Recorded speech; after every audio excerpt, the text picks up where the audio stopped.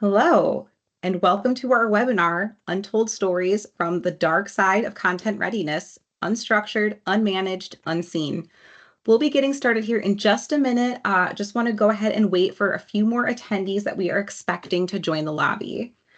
I'll repeat this again later for anyone who's joining, but we will be recording this meeting. So if you miss anything or just to be aware of, we'll start here in just a minute or so. Thanks.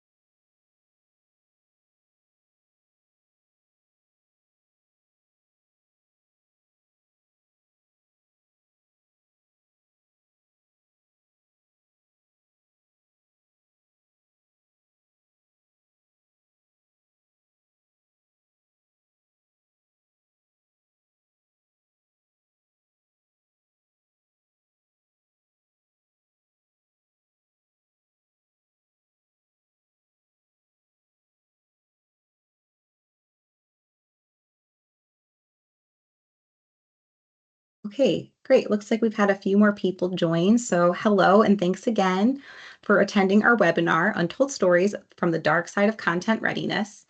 Just a couple of housekeeping items. This meeting will be recorded, so if you miss anything, this recording will be sent out in an email after today's presentation, so you can go back and reference any information you may want to double check on. Also, if there are any questions during any time during the presentation, please feel free to drop them in the Q&A section, and we will take some time once the presentation is finished to address them. And with that, I will go ahead and introduce you to our presenter, Ryan Record. Ryan is our Director of Product Marketing here at DriveIQ, bringing over 22 years of expertise at the intersection of Microsoft technologies, AI enterprise content management, data management, business intelligence, and really just all things unstructured data. And with that, Ryan, I will let you take it away. Thanks, Mallory. And good afternoon. Thanks for joining us here today. All right, before we dive in, let's imagine it's 7 a.m. Monday morning. Your phone alerts you to an urgent team message. We just found an Excel file, and it contains all these passwords. Before you have your first sip of coffee, you're wondering, it's going through your head, who has seen this? Competitors, regulators, maybe tomorrow's front page journalists. And just like that one file, there's billions more across our enterprises. So somewhere out there lies social security numbers, critical patents, maybe even your company's secret sauce. And that's all hidden in plain sight. This session will cover stories similar to this scenario here, and we'll share a roadmap to help you on your journey to ensure your data is not only secure, but business ready. Here at DriveIQ, with over a decade of expertise working with 1,100 enterprise customers, we have a point of view on what it takes to have business-ready data. And we come to the table with the premise that content readiness is foundational. If you think about like the AI and any of the outcomes that we're looking for, the quality and security of your data is just always foundational for those outcomes. And that, in particular, unstructured data needs to be relevant and organized, cleansed and secure to bring the most value and security to our organizations. So let's jump in. Let's hear how forward-thinking CIOs and their organizations took control of their content. All right, today's session, we'll cover the unstructured data challenge. We'll share those 3 stories from the dark side. Some customers that we've had, some experiences that we can share with you all here today that'll help shine a light on the challenges that's being faced. We'll take a look behind the scenes and look at how some of these challenges are being met with tools like DriveIQ. And then finally, we'll leave you with a roadmap to content readiness. This presentation, it should run about 35 minutes or so. Like Mallory said, we'll have some time for questions at the end. Do feel free to drop those in, over the course of the presentation, and we'll get to those at the end here. All right, thanks for joining in. Let's get after it. All right, the unstructured data challenge. Working with analysts and reaching out to folks like at Gartner and IDC and S&P and others, we're hearing 150% increase in end user inquiries over the past 12 months. So in this past year, we just have this incredible growth of organizations trying to understand what to do with their unstructured data. And there's a lot of drivers behind that, and we'll share those here in a minute.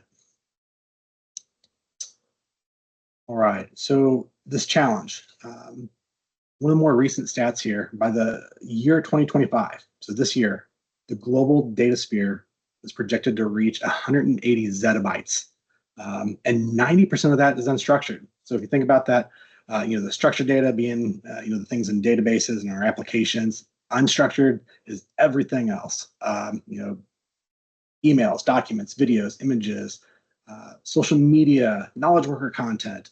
And it's all the items that are stored like in the places we'd expect, file server, SharePoint, OneDrive, Google, Box. But don't forget about the other like ancillary platforms as well. Things like Teams and Salesforce and Slack and some of those other channels where it might not be the full purpose of being an unstructured data repository, but it's going to have a lot of content in that space. And within this unstructured data umbrella, we find that there's a few challenges. 55% of our data is dark. So these are the unknown, this unknown content. We don't know where it's at. We don't know exactly what it is. We know it exists, but it's we don't have a really good handle on it. 40% of our organization's data is stale. Think about redundant or duplicate files and obsolete or stale or aged data. And then the trivial, the non-business content that may not apply to our organization, but nonetheless, we have it like on our servers and in our cloud platforms. And 32% of that unstructured data contains company confidential information. 32%. And the next stat here is even more applicable. 71% of end users have access to data they shouldn't. So especially if you combine those two, where you have wide access and 32% of that data is confidential, we have some vulnerabilities there that need to be addressed for organizations. We'll talk about how to do that today. But first, let's talk about what is driving the prioritization of unstructured data. Without a doubt, there's a few factors here, but AI is leading the charge. So the widespread adoption of AI, such as generative AI and agents here more recently, and co-pilots, that is definitely leading the charge on the prioritization of unstructured data quality and security. According to a study last year by Microsoft, 97% of organizations have implemented, developed, or plan to develop an AI strategy. And then let's look at the next item here. Regulatory privacy compliance requirements. It's not going away, and it's only growing. So regulations like GDPR, PCI DSS, HIPAA, GLBA, CRPA, and are often all critical considerations for not just the CISO, but CIOs as well. And this is becoming more strategic in their roadmaps around how to deal with unstructured data as it pertains to these items. Third, the increasing total cost of content. So just having the content on our servers, but also like in the cloud, those are, fees are increasing, archival fees are increasing. Some of those free plans are not as free as they used to be. And on top of that, the creation of data is growing about 50% year over year. So if you have both those relationships of high growth and those costs increasing, you can see where the total cost of content is quickly going to outpace budgets for a lot of organizations. And finally, think about business intelligence. The next era is here. So I've heard it mentioned that the internet was the democratization of knowledge, but AI brings a democratization of intelligence. And so with business intelligence here today and data-driven decisioning, ties in with AI, but it's also one of the drivers of trying to tap the value and the insights and unstructured data and surfacing that to our organizations so we can drive to our outcomes, whether that might be increased revenue, efficiencies, what have you. All right, let's dive into a few stories here. So this first story, this is an insurance organization, and they built their organization around a legacy ECM system. Obviously, it wasn't legacy at the time they started, but as time marched on, their content was stuck in this obsolete system. Their business grew. Everything they do in the insurance industry, operates around unstructured data. They get quotes and different types of content coming from different types of streams. Everything from handwritten and scanned to fax to coming on an email and cloud platforms and everything in between. And so with hundreds of thousands of submissions a month, they had to figure out a better way to do this.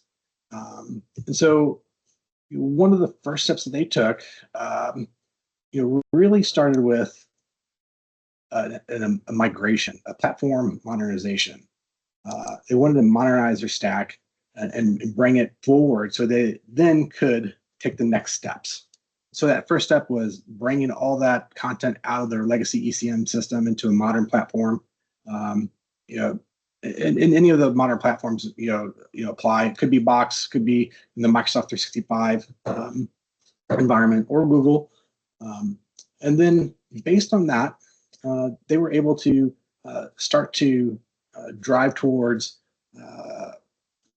data security and data quality and classification to ensure that they could move forward.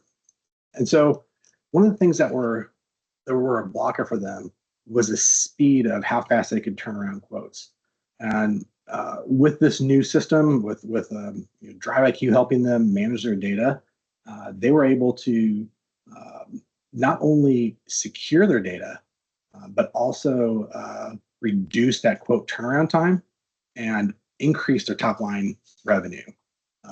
So if we think from an efficiency standpoint, they reduced their bottom line by over 7 figures. So incredible cost savings and storage and efficiencies and automation, but also increased their top line by reducing those quote times. So this is a win-win situation where that relevant, organized, cleansed, and secure data impacted both the efficiency side and the outcomes on the top line. And if they're looking towards the future, it's going to be more agentic. And so now that they have a solid foundation, built on a modern stack, they're now able to move forward with those initiatives where they couldn't have before. This is a great story. Insurance industry is often rife with these kinds of issues, and this proper data management allowed them to get done what they wanted to do. All right, let's take a look at the next story here. So this is more around risk and data sensitivity. So you have a financial firm, a banking institution that has a large amount of M&A activity, so mergers and acquisitions. They're acquiring a lot of other banks and financial institutions. And if you think about what that means, they're bringing in a lot of content that they had not previously had control over, but now they're responsible for. And so with over 50 locations themselves, and then constantly onboarding more, their info security analyst mentioned that they wanted to see the landscape of their data growth. They wanted to understand where the data is being generated, how it's being generated, and they was always worried, that there's some unknown risk or some vulnerability that they're bringing into their world. And of course, that industry is highly regulated. WA, PCI, DSS, and others certainly apply. They realized they needed a better way forward. So with Drive IQ, which they met us through like one of their acquisitions, they became familiar with our platform. And talking with them, it sounds like they had tried some other data security platforms before, and with not much success. And so they launched a pilot with us, and we delivered an assessment with immediate results. Their analysts said it was amazing to watch. Drive IQ address their needs on the spot, and with that pilot, we were primarily focused on their infosec data, and we accurately classified and detected credentials. Think buried like in scripts and configuration files, as well as other IT data such as encryption keys, client secrets, and API keys. And for the folks here on the call that have that tech background, we all know how sensitive those pieces of information are. Those are generally the keys to the kingdom, from the back end. But with this milestone, this financial institution, they were ready to move forward with the full production rollout. And so with the full production rollout, we were able to scan and detect sensitive data all across their organization. This one kind of aligns to what we first shared about passwords and being exposed in a file. One case, we found a widely accessible Excel file shared with over 90% of the organization that contained 22,000 social security numbers. 90% shared access across the organization. So as you can imagine, that'd be quite a big risk of vulnerability, and we were able to automatically remediate that for them and make sure that was properly protected and quarantined. That's just one example, but there's many more as well. So through that continuous classification, they've been up and running for quite a while now. They're in a great place, and they're very confident with their data posture, as it sits today. So risk is mitigated, and two, they're able to move forward with their initiatives as well. All right, last story here. Similar scenario, sensitive data scattered across our organization, but a little bit different. This is a logistics company, and like many organizations, they have multiple platforms, multiple repositories, no clear visibility across the data estate. They might have some insights on one or the other, but not a holistic view of everything. Their CIO stated, our number one worry and concern is this unstructured data. And we're able to help them with that. All right, so with a large amount of dark data, unknown sensitive data, a lot of stale and duplicate data that plagued their organization. And they didn't really have a clear path forward to address all these unique and one-off platforms. And they had too much disparate data and different repositories. They want to bring it all together and understand what to do to manage that. And so we'll walk through some of these steps we take in a roadmap. But we did this data assessment. We helped them with their sensitive data discovery, classified and labeled data, and all the management around stale and duplicate data and access control. Help them get to a much better place. So with that, their core of their strategy, was also moving forward with some AI, but they also wanted to make sure to just hit those efficiency marks and bring down a lot of their storage costs as well. And so optimizing their storage, removing all of that stale and duplicate data, allowed them to move forward. Okay, let's look at a scenario here. So we just talked about those Social Security numbers being exposed. Let's look what would happen if you have Copilot, Microsoft Copilot, or any other agent or Copilot for that matter, referencing data in your tenant that you have access to, let's see what would happen. And this is a real use case, this is a real Copilot screenshot here. And gave it the prompt, do I have social security numbers and employment applications? And in fact, you do. And you can see right away that Copilot is returning these social security numbers in clear text to the end user. So in the case of 90% inadvertent 90% exposure across the organization, if someone prompted what I just prompted here, they would get those social security numbers. Might not be intended, but that's what would happen. Now, that's not a concern of Copilot itself. This is a concern of data security and data classification and understanding what data we do have and making sure that the access controls are properly applied. Let's look at what this might look like with continuous management from a data platform. So if this is before and without data management, let's look at this example. With DriveIQ, redacting and managing the data behind the scenes. So in this case, your employment application contains social security numbers, doesn't show the social security numbers, gives you the documents, and the social security numbers redacted. Here's the really cool part. So this can be done virtually. So think through the graph connectors, to Copilot, where that redaction happens on the fly, or it could happen on the data at the source, meaning that literally this content is redacted in the document wherever it lives. So there's options there. And depending on your use case, those options may be applied. Pretty cool. Copilot's incredibly powerful, but making sure that the data is relevant, organized, secure, cleansed is going to be critical to ensure that you get value out of this, but not necessarily exposing the things that we don't want.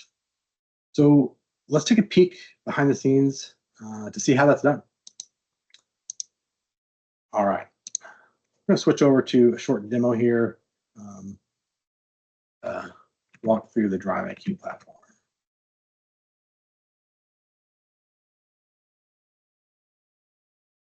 Okay.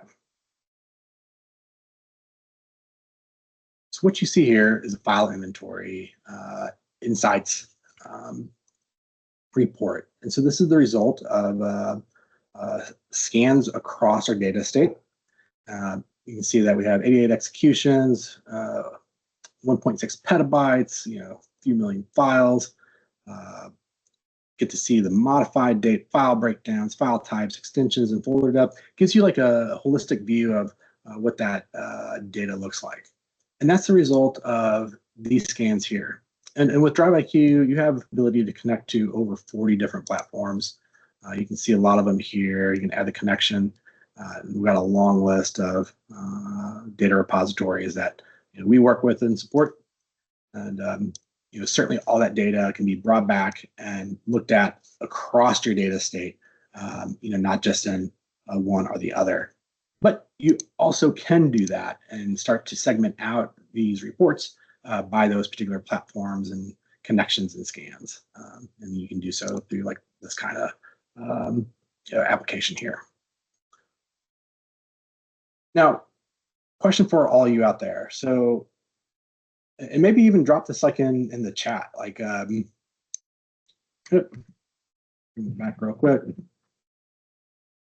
Question is, how many different repositories do you think you have in your organization? And feel free to put that in chat, just like how many that you might have. And when we say repositories, think of like unstructured data repositories, but do include like the ancillary ones as well. DocuSign, Teams, Salesforce. I can tell you this, according to a CIO survey from Forrester, large enterprises have an average of 21 different repositories that store unstructured data. How do you really start to get a handle on managing that? you can't without a tool like Drive IQ. You got to be able to take a holistic look, be able to understand what you have. And one of my favorite customer quotes, I was on a call, not too long ago, and they mentioned you can't manage, what you don't know, and so you have to simply know where to start, and then once you know, and then know what you have, and then what you do, you can manage it and control it. And this is that first step. All right, so once you get that inventory done, the next step here, would be to reduce that stale data. So let's look at what that looks like. So stale data, we've heard all the way up to 70 to 80% of a organization's content could be stale. What's more likely is like 30 to 50%. And stale data can mean different things to different organizations. Could be based on last modified, last accessed, in which case last touched here. Could be 3 years, but for legal and financial, maybe that's 7. And then you have parameters like inactive owners. Like, well, do you have content that's been created by employees that are no longer with your organization? And is that really stale? It depends. If it's still utilized widely, maybe not. But you have all these parameters here to start defining what that looks like. And you get these different insights into stale data and where it lives and what you can do with it. But this isn't just about reporting. You can take action and you manage this data as well. And I like to think of this as like spring cleaning, but then you also need to clean your house like every week. It gets to a point sometimes where you need to like take those big chunks and do something about it. In this case, I can drill all the way through that chart there.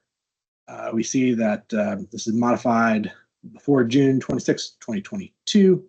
And we have these owner active false flags here. I can take all this content and then I can assign this to a migration target. In this case, we have Amazon S3, cheaper cold storage here, or Azure Blob Storage as well. And once these are assigned, those migration jobs are going to run in the background, clean out that data. Your storage costs are going to come down. Your data is going to be more relevant in your active platforms, and you're going to have a lot of benefits there. And so we always recommend, once you understand what data you do have, making sure you're doing that house cleaning, that spring cleaning, getting that data, that stale data removed, archived, deleted. That's a critical step. All right. And so inventory, we manage that stale data. Next is starting to understand like the next level of types of data. And so when I say that, like we think about, what's the classification of my data, or what actually do I have? In this case, you can see that there's quite a bit of HR documents in this particular tenant. In fact, it looks like maybe about 35% of the data here is HR. And so you can start to understand the types of data that you have, the sensitivity, just by using some insights like this. And this is generated from some of our proprietary AI models. That does some document analysis and file analysis to come up with these different types.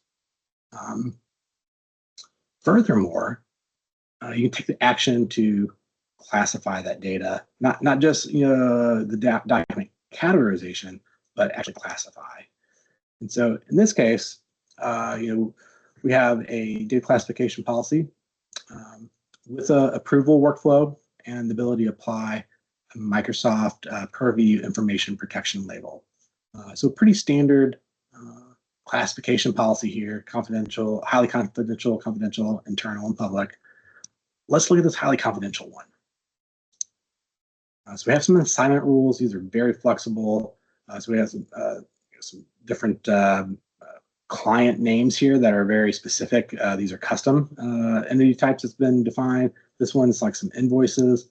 And maybe we want to require that manual approval, which will allow administrator or even end users to be involved in the approval process. And then once that's approved, you'd apply a label.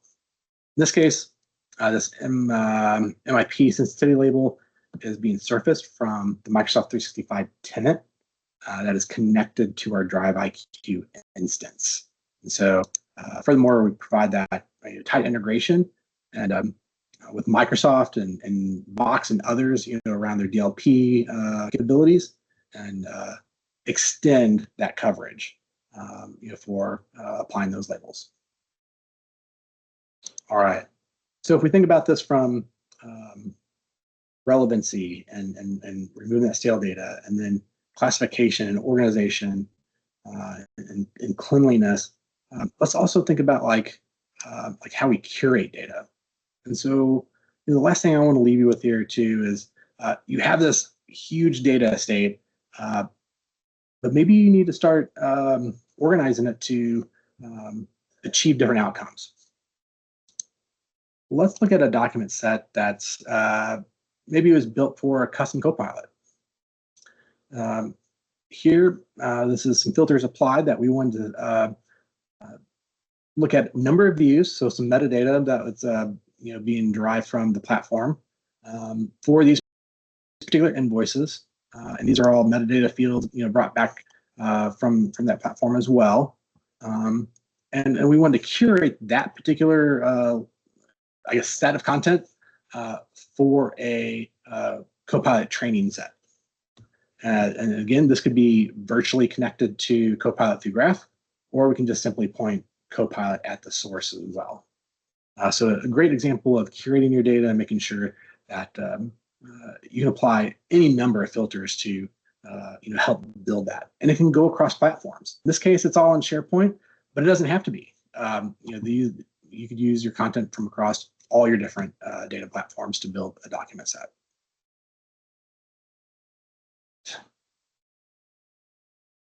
That closes out our demo here. Let's move back to our presentation. Let's talk about the roadmap. So we're going to step through what we just saw. Step one, you want to inventory that unstructured data, get that holistic view of your repositories, and get those high-level insights. Second step, you want to take that action on those stale, duplicate, and non-critical data.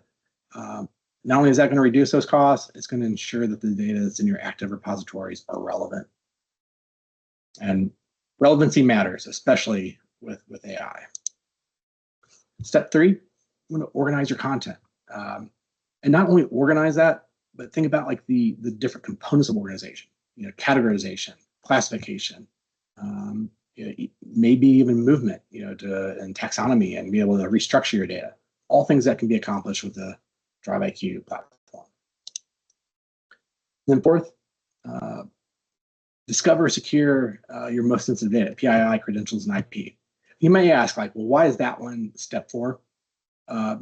Think about the concept of, do we need to take that step on everything that we remove or archive? Maybe not. And so also think about the expense, the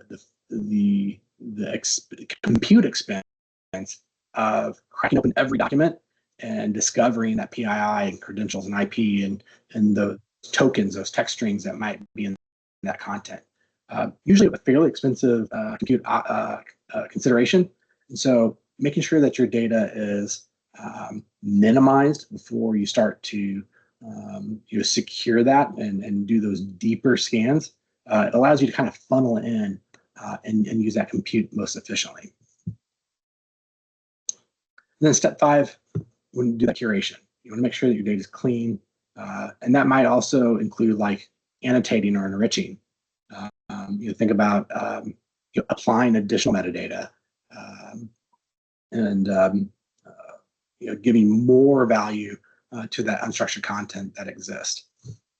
All of that, together will help your data be business ready. And when we say business ready, it can mean a lot of things. It can be ready for AI. It's ready for compliance or an audit.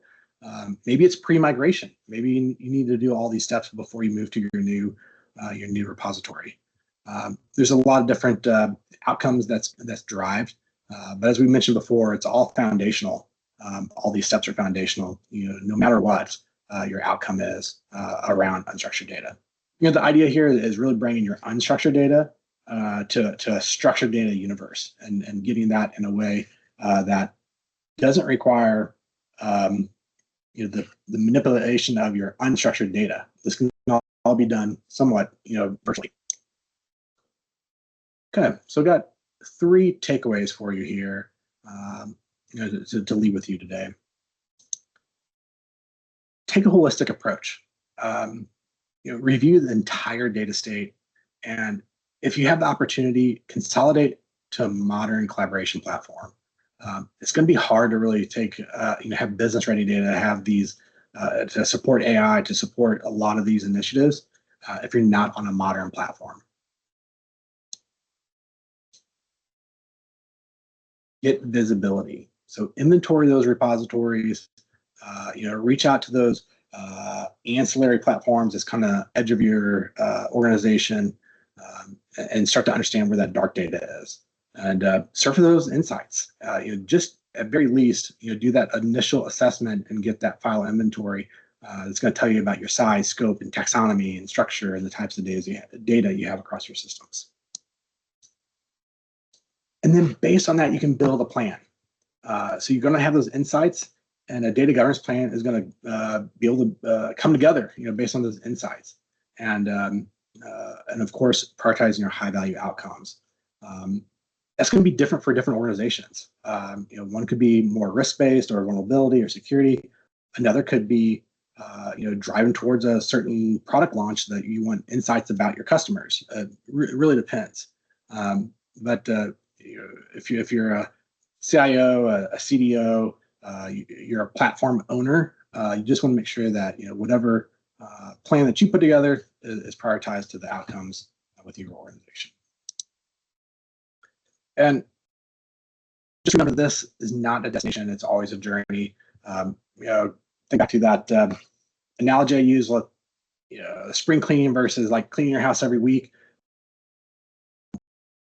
You have those moments where you need to take like a large amount of actionability, but then through continuous management, you can ensure that your content stays ready, for the future as well.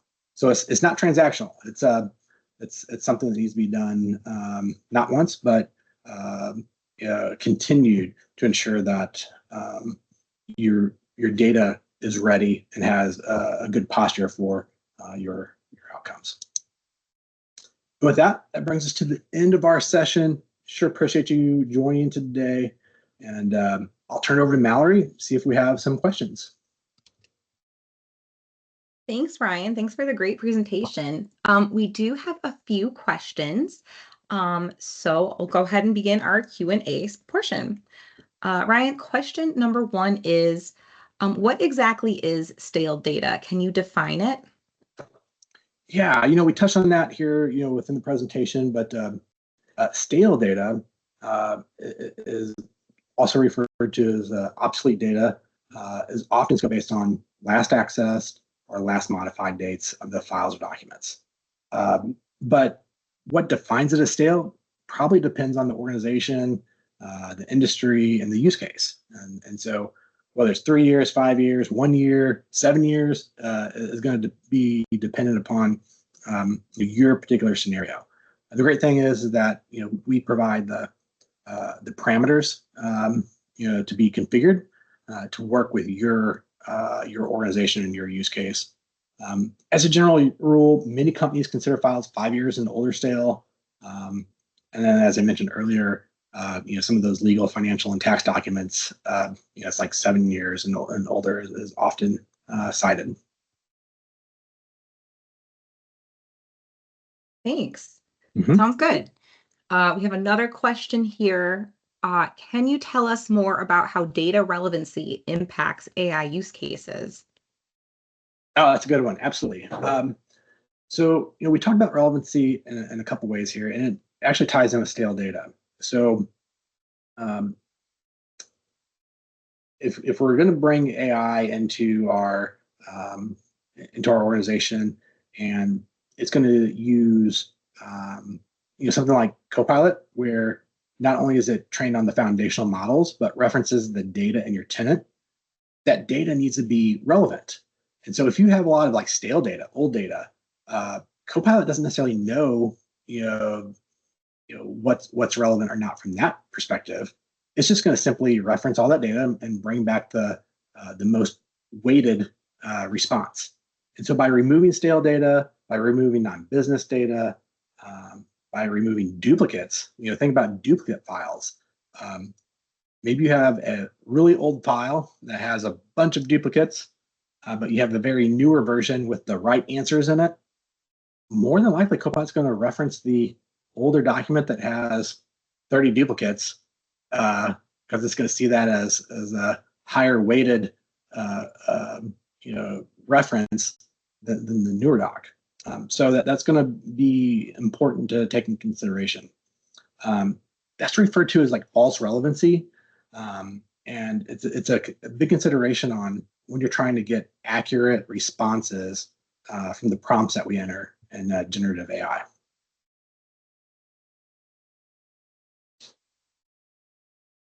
Thanks. We have one more. It looks like it's more of a use case here. They say, we have a ton of unstructured data, and not all of it needs to be in our primary storage. What's the best way to reduce storage costs without losing access to this content? Yeah, good question.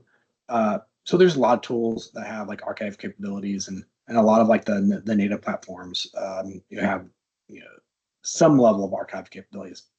However, with a platform like DriveIQ, we have all these configurable rules to automatically archive to cold storage, and it doesn't have to be your platform's options. You could move to Azure Blob or Amazon S3 or a file server. Really any of the supported platforms that we cover, and it's 40 different platforms, or more than 40 different platforms. But also from an accessibility standpoint, it's not just removing those files from your end users. We also have the ability to leave a placeholder link or placeholder file in that primary storage location. This would allow end users, or it can be configured for administrators, to recall and rehydrate that original file. So you kind of get the best of both worlds there, where you get that bump of cost savings and storage optimization, but you also still maintain the ability for those end users or administrators to recall that file.